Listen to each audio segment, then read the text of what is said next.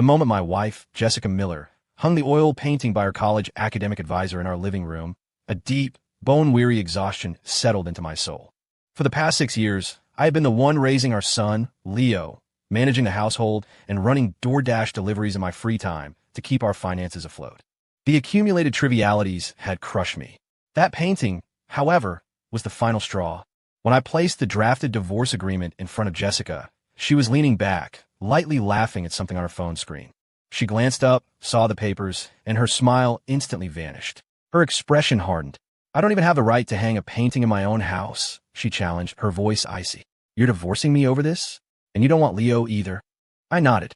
"I don't want either of you." After all, Leo, the son I cherished, had already, for the sake of a few cheap favors, placed another man in a position far more important than mine. Jessica sat across from me at the kitchen table, her eyes locked on the divorce papers. After a moment, she violently shoved the agreement aside, her tone sharp with impatience. "Over one painting? Aren't you being incredibly dramatic? If you're trying to throw a fit because you're jealous, I don't have time for your games." She paused, leaning in. "And for the record, I won't give you custody of the boy." My gaze drifted past her, landing on the sofa in the living room. It was well past his bedtime, but Leo was engrossed in his tablet, the screen light reflecting off his young face. Most kids today are prone to electronic addiction. Few put down their phones or tablets unless an adult restricts them. But if you restrict them too much, the kids just resent you. I pulled my attention back to the table and answered cleanly. "I don't want custody. He's just an ungrateful brat who prefers his father's rival. I can always have another child."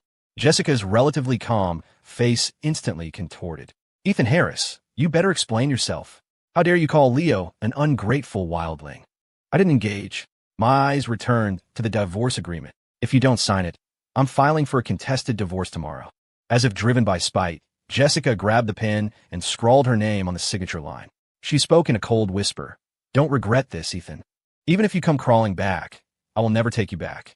She stared at me with detached contempt, seemingly certain I would eventually back down. Half an hour later, I had packed Jessica's bags and effectively invited her and Leo out of the apartment. I kept the door locked, ignoring the sounds of mother and son crying and pounding on the wood outside. "Ethan, you bastard, open the door. Where are we supposed to go this late? It was just a painting.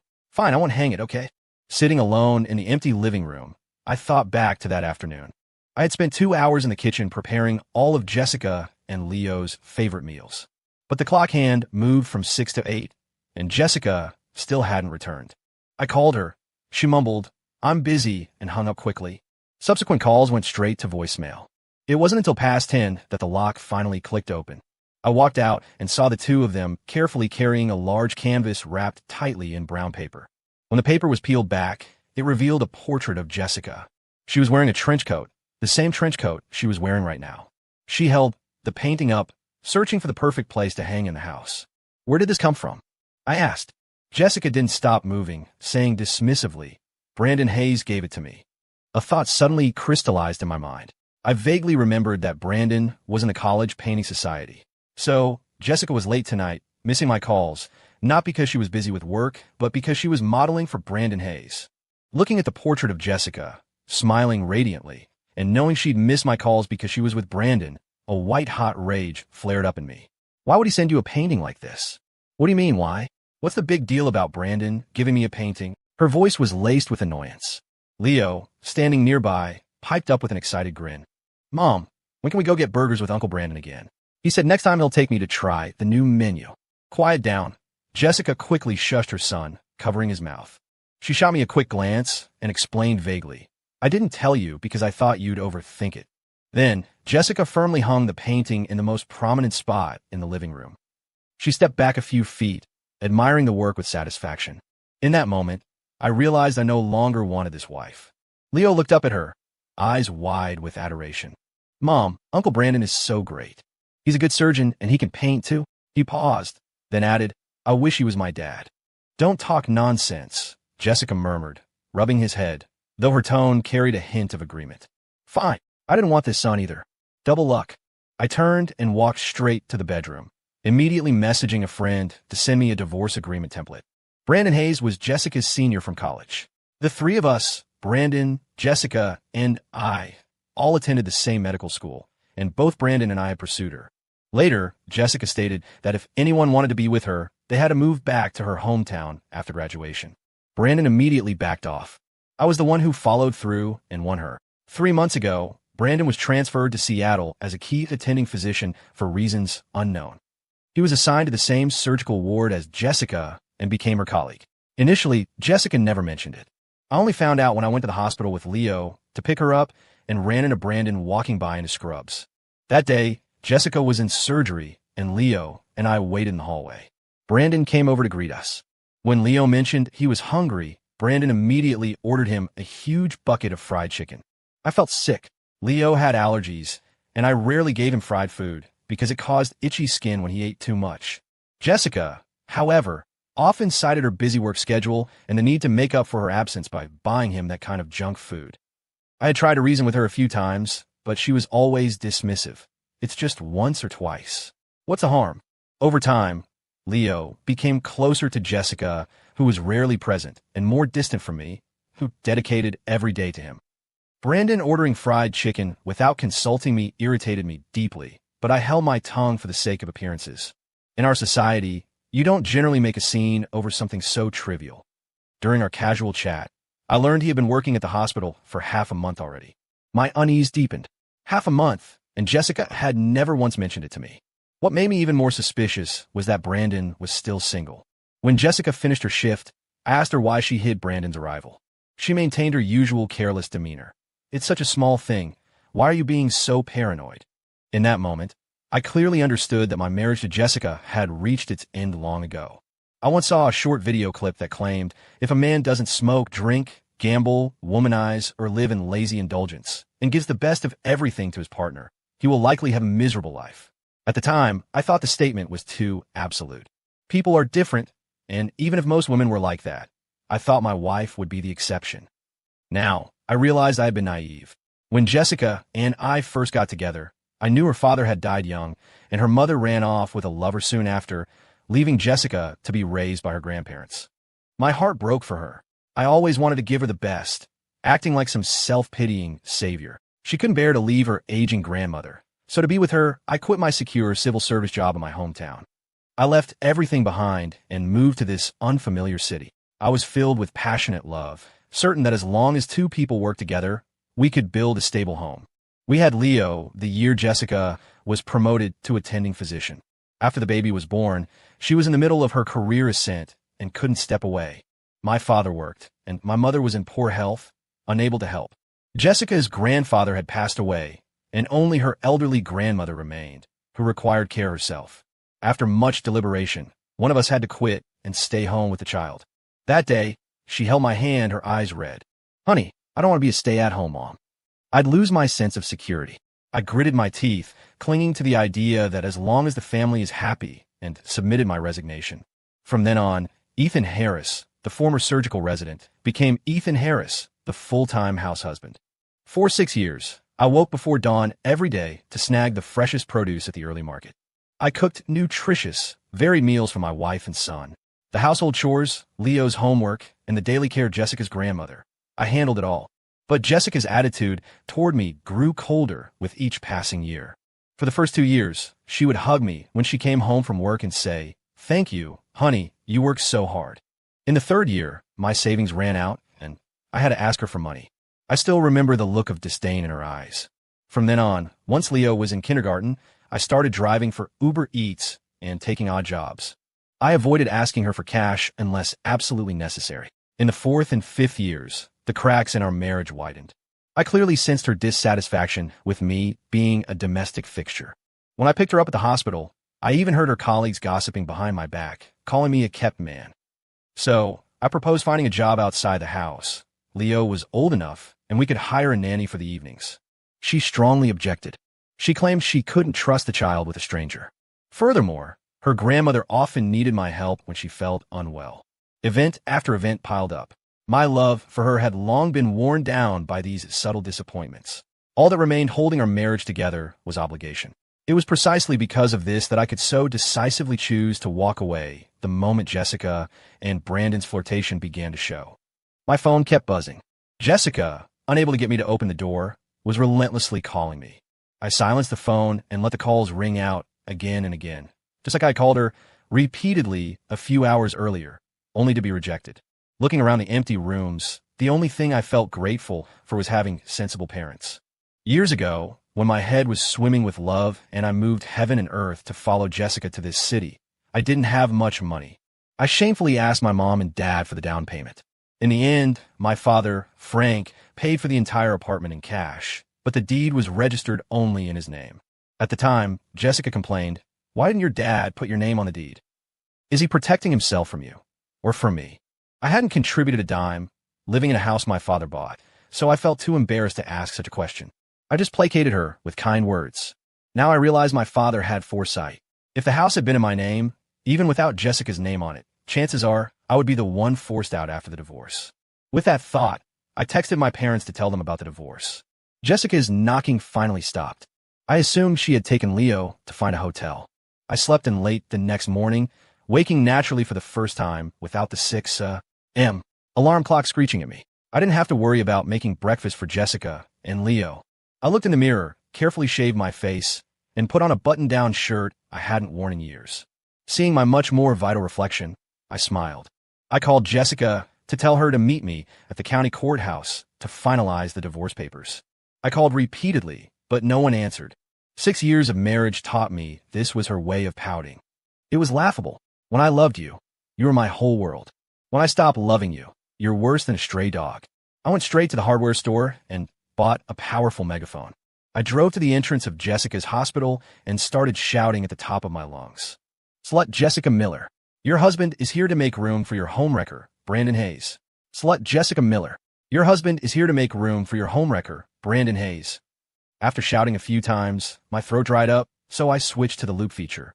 The sound echoed throughout the hospital lobby, repeating the phrase over and over. Soon, a huge crowd gathered, filming videos on their phones. I didn't care. I was wearing a mask. Security arrived quickly. Luckily, my years of delivering food kept me fit, and the security guard was older. For a while, they couldn't catch me.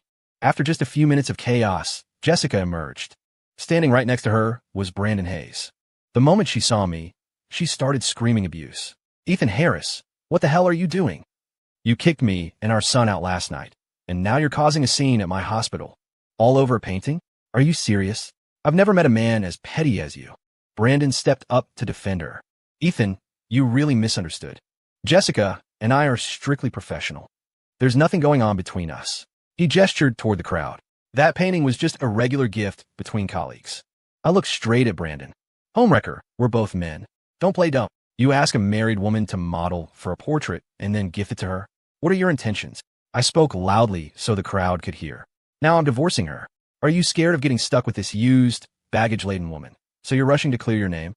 Brandon's face flushed red, and he stumbled over his words. "Don't slander me." I didn't argue with him further, turning my focus back to Jessica. "Slut, go ask your male colleagues how many of them would let their wives hang a portrait painted by another man in their living room. Don't stand here acting like a saint when you're a cheap tramp." I raised the megaphone again. "Come with me right now to get the divorce finalized, or I'm going to stay here and keep screaming." Jessica's face instantly turned the color of liver. "Bastard!" Jessica shrieked. Her eyes were bloodshot as she glared at me. "Ethan Harris, I'm saying this one last time. I did not cheat. Stop calling me a slut." I picked up the megaphone, cranking the volume to maximum. "Slut! Slut! Slut!" Since I was wearing a mask, no one could identify me. Once I moved back to my hometown, the social disgrace would fall entirely on Jessica Miller, not me, Ethan Harris. Jessica's face cycled through red, white, and then green. She clearly grasped the consequences. Starting today, she would be the hospital's main source of gossip, potentially ruining her chances for promotion. "Ethan, what exactly do you want? To destroy me?" She sounded defeated, her voice strained with tears. "I told you, we're going to get the divorce finalized," I said calmly. "If you had just answered your phone, I wouldn't have had to come here to find you." When we arrived outside the county courthouse, Jessica suddenly stopped, grabbing my arm. "Honey, let's not get divorced, okay?" She took a deep breath, lowering her guard. I thought about it on the drive. I'd get too close to Brandon and blur the boundaries. "If you're upset, I promise I won't interact with him outside of work ever again." She swallowed hard. "You wanted to go back to work before?" "I agree. I'll hire a nanny to care for Leo and Grandma." "Cut the act." I roughly yanked my arm away, exposing her without hesitation. You're not sorry. You're just terrified that nobody will want you with a kid in tow in your second marriage. Go ask around. With your reputation now, who the hell is going to take on that baggage? Anyone capable of becoming a surgeon isn't stupid. Jessica had dared to treat me that way because she banked on my love and patience. Now that she saw I was serious, she panicked and started playing nice. She knew that once divorced, managing a child and a sick grandmother, while facing the fallout from my public scene, would make it impossible to focus on her career. Jessica's face fluctuated between white and red. She clenched her jaw. Ethan Harris, think this through. If you divorce me, I will never let you see Leo again. I snorted. So what? I raised him for 6 years, and he was bought off with a few fried chicken meals. He spends his days wishing Brandon was his dad. That kind of ungrateful snake, he's not worth raising. He's just a kid. Jessica tried to argue. Don't use the child as an excuse. I cut her off. Sometimes the snake in the grass tendency is inherited. Just like you, didn't you inherit your mother's cheating skills? You bastard. Jessica roared, raising her hand to hit me, but I easily dodged. If we weren't standing outside the courthouse, I would have hit her back. But watching her crumble like that gave me a twisted sense of revenge. After all these years, I knew exactly which wounds to salt for the maximum pain. Jessica took a deep breath, forcing down her fury. Ethan, I know you're still angry. Let's talk properly once you calm down. She pleaded, but I swear I did not cheat. Fine. I nodded and turned to walk away. I'll go find your grandmother right now and have a nice long chat with her about your professional relationship with Brandon. She hadn't cheated? She hadn't had the time to cheat yet. Maybe. No. Jessica rushed forward and grabbed my hand, her voice frantic. My grandmother has heart issues. If you lie to her about me, she won't survive it. I shook her off. We're getting divorced. What does your grandmother's health have to do with me? I took 3 steps before I heard her scream behind me. Wait, I'll sign the papers. I turned back with a small smile. Jessica glared at me, her eyes filled with bitter, defeated resentment. After we signed the final divorce certificates, I immediately contacted a realtor and listed the apartment. Looking at the offensive portrait still hanging on the wall, I snapped a photo and posted it to Facebook, setting the privacy to be visible only to my university classmates and professors. The caption read, Brandon Hayes painted this portrait for my ex-wife. Thoughts, everyone?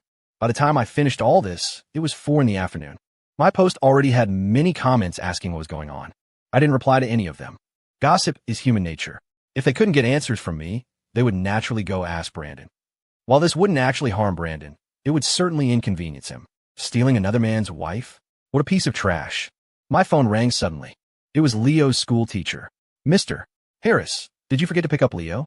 Dismissal was an hour ago, and he's the only one left in the classroom. I checked the time. It was indeed late. Hello, teacher. Leo's mother and I are divorced now. His custody is with her. Could you please contact her? I'll text you her number. Oh, I see. The teacher sounded helpless. Suddenly, I heard Leo's crying on the line, laced with spoiled accusation. Dad, you're so selfish. Mom is busy doing surgery. You don't have anything to do? Why can't you pick me up? If Uncle Brandon was my dad, he definitely wouldn't forget to pick me up. I felt nothing inside. I spoke into the phone calmly. Leo, your mom and I are divorced. I won't be picking you up anymore. If nobody is there to pick you up, tell the teacher to call your mom. Or you can call Uncle Brandon directly. I hung up immediately. Then I began deleting all contact information for Leo's school and leaving the parent group chats. Having a kid in school these days is a pain, with all the assignments that require parental help. It wasn't like that when I was in school. I was finally free. I couldn't recall how I had taught my son to be this way. When Jessica worked night shifts, I always told Leo, Mom is saving lives. She works very hard, and we must be understanding. When Jessica couldn't attend parent-teacher conferences, I always said, Mom is a hero. She's fighting the Grim Reaper in the operating room. I thought I was teaching my son empathy, but I didn't realize he only extended that empathy to Jessica. He never showed any consideration for me, the father who worked himself ragged for him every day. That evening, just after I finished dinner, Jessica called again. Her tone carried a suppressed rage. Ethan, even if we're divorced, Leo is still your biological son. What's the big deal about picking him up? I calmly hung up the phone and blocked her number. After wrapping up my affairs, I was ready to head back to my hometown. Before I left, Brandon Hayes called. Ethan, I just gave your wife a painting. Did you really have to do this to me? I chuckled. Homewrecker, I told you, don't take other people for fools. You gave Jessica that painting as a test, didn't you? If I hadn't reacted, what would your next step have been? Taking Jessica to a hotel? Or maybe just hooking up at the hospital? Brandon sputtered in protest. I'm not that sleazy. This man was so disgusting, I didn't even want to use his name. I didn't believe a single word he said. Look, don't think I'm being cruel. If you go after another man's wife, you have to be ready to pay the price. I lower my voice, menacingly. And this is just the beginning. My revenge is only starting. With that, I hung up and immediately blocked him too, just to scare him. After the Seattle apartment sold, I moved back to Spokane. My father, Frank, didn't say much when he saw me, only, "It's good to have you back." He didn't mention Jessica or Leo. My mother, Carol, had plenty to say, speaking with bitter sarcasm. "Didn't you say Jessica was pitiful? And if you didn't help her, who would? You quit your job, left home, and now you've been cuckolded. Regret it now." I awkwardly scratched my nose, not daring to answer. Because I was afraid my parents would miss Leo, I had exaggerated the divorce details, leading them to believe I had been completely cheated on. After a few minutes of taunting, my mother continued, "Your dad already pulled some strings and found you a job at the hospital near home. Work hard. Good luck." I nodded vigorously. It's incredibly difficult for a doctor who has been a stay-at-home dad for 6 years to re-enter the medical field. I was surprised my father had already arranged something. Thankfully, I had kept up with my medical knowledge at home, so I wasn't completely rusty. I spent over a month at home, slowly getting back into the rhythm of being a professional. Then, one day, I returned home and saw Jessica sitting in the living room with Leo. Leo saw me and timidly whispered, "Dad." His use of the word only felt insulting. I looked at Jessica. "Slut, we're divorced. Why did you bring the little wildling here?" "Watch your language, brat." My mother snapped at me. I figured she was worried about the neighbors hearing. Jessica, misunderstanding my mother's defense as support for her, said, "Ethan, how can you talk like that? I explained everything clearly to your parents. You just misunderstood me." She straightened up. "I came here to reconcile with you." I was speechless. What nerve? What? Brandon didn't want to take the hand-me-down. Jessica choked, muttering, "Brandon already quit the hospital and left the city." Seeing my total lack of response, she looked desperately at my mother. My mom simply waved her hand. "You young people need to decide your own affairs. We can't interfere." Jessica nudged Leo's arm. "Dad, please come home. I promise I won't eat fried chicken ever again. Mom picks me up really late every day since you left." Leo's voice cracked. "I miss you. Miss your grandpa. Go find your wild father." I snapped. I realized I was terrifyingly cold now. I felt zero affection for this boy, my own flesh and blood. Jessica pestered me for several days, but I gave her no quarter. On the day she left, she tried to abandon Leo at my parents' house. I warned her that if she dared to leave him, I would immediately call the police and charge her with child abandonment. Only then did she reluctantly take him away. As she was leaving, seeing as Leo was still my biological son, I looked at him and said, "When a man makes a mistake, he must learn to bear the consequences. You were the one who didn't want me first, so I don't want you either." I leaned closer. "But remember this. As long as your mother only has one child, you won't have to worry about your future inheritance." Leo nodded at me, looking confused but listening intently. I knew that sentence would stick with him. After Jessica and Leo left, my father stood beside me. "He is still our blood, son. We aren't short on money. Why not bring him back and raise him?" I shook my head.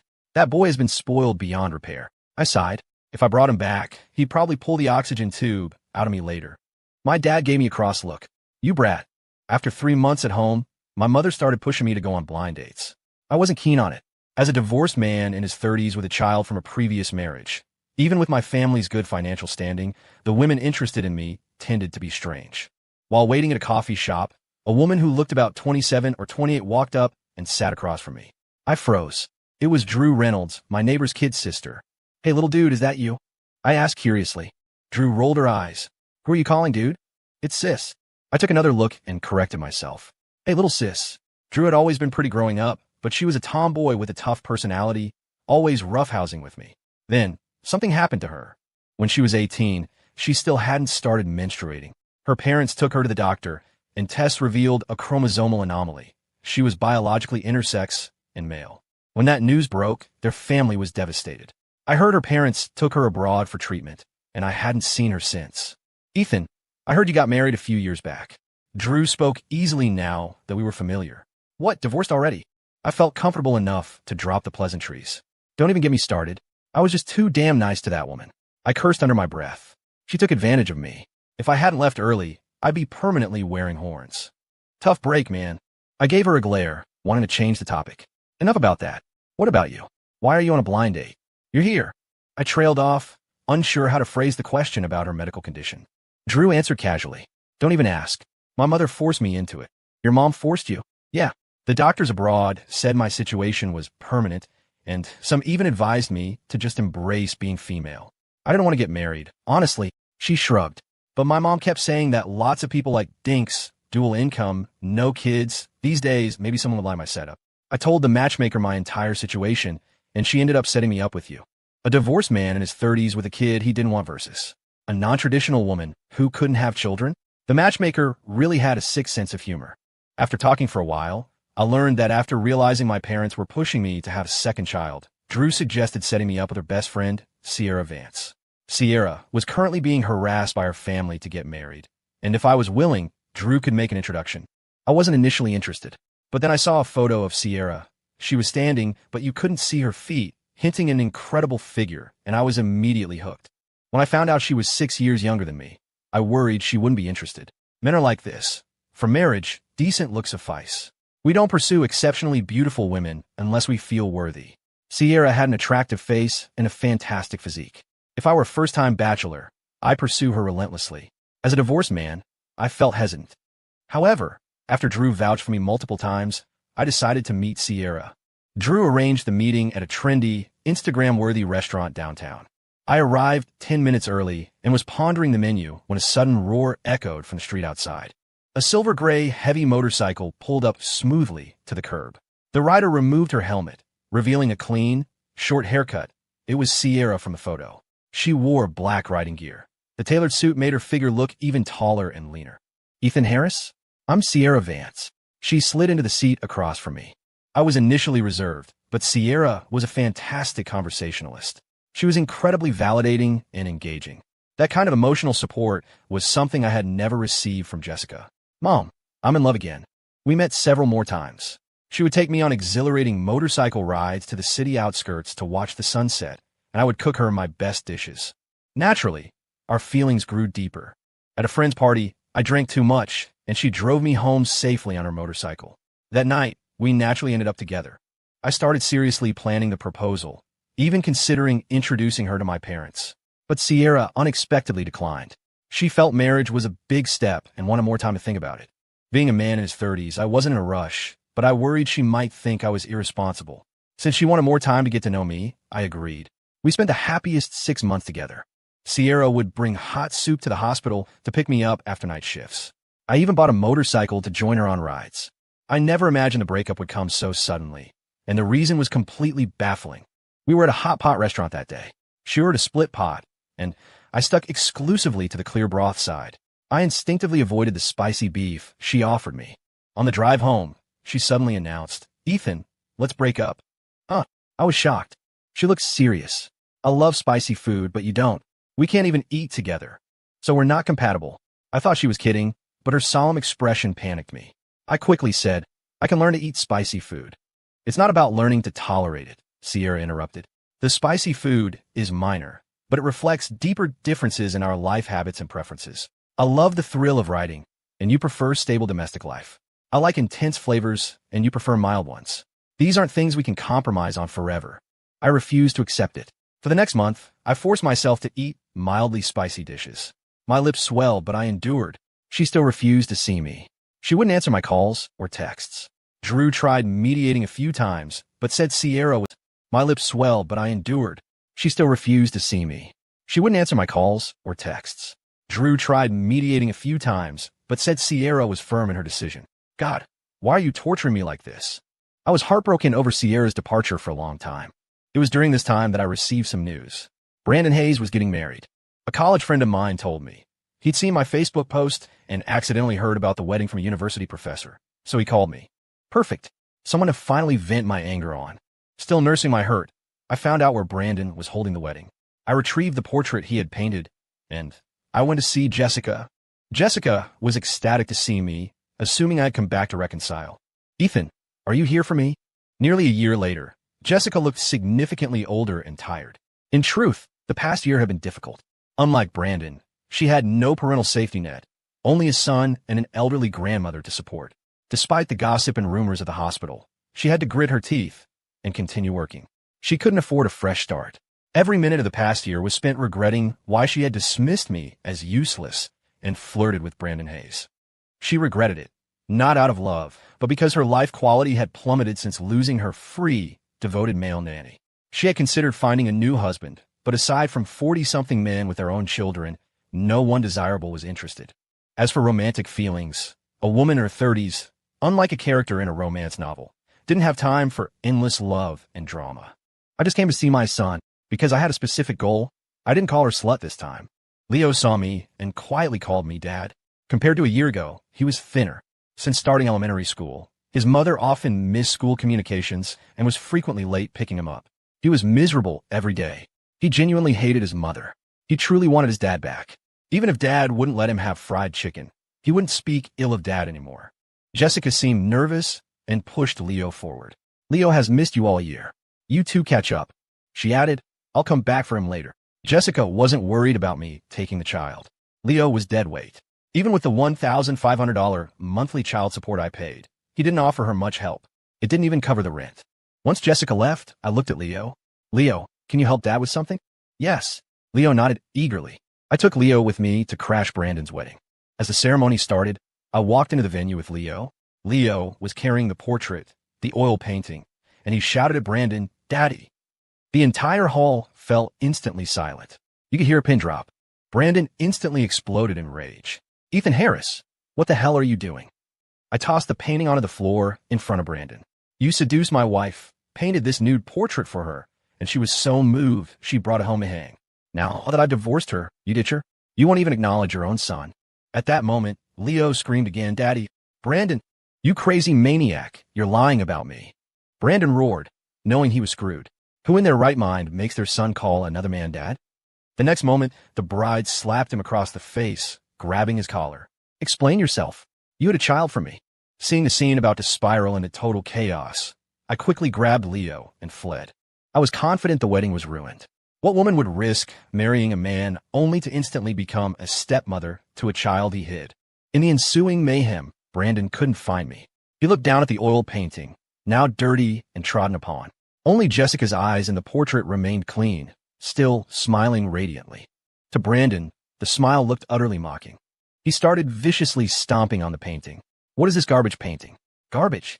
After spending a few days with Leo, I dropped him back off. He had served his purpose. Even though he cried loudly, I felt no sympathy. He was not only my son, but also my instrument for tormenting Jessica. However, on the day I flew back to Spokane, I saw a familiar figure at the airport. It was Sierra. I couldn't possibly be mistaken. Her lower abdomen was slightly rounded, and she was holding hands with Drew Reynolds as they walked through the security gate. Sierra! Sierra! I yelled loudly.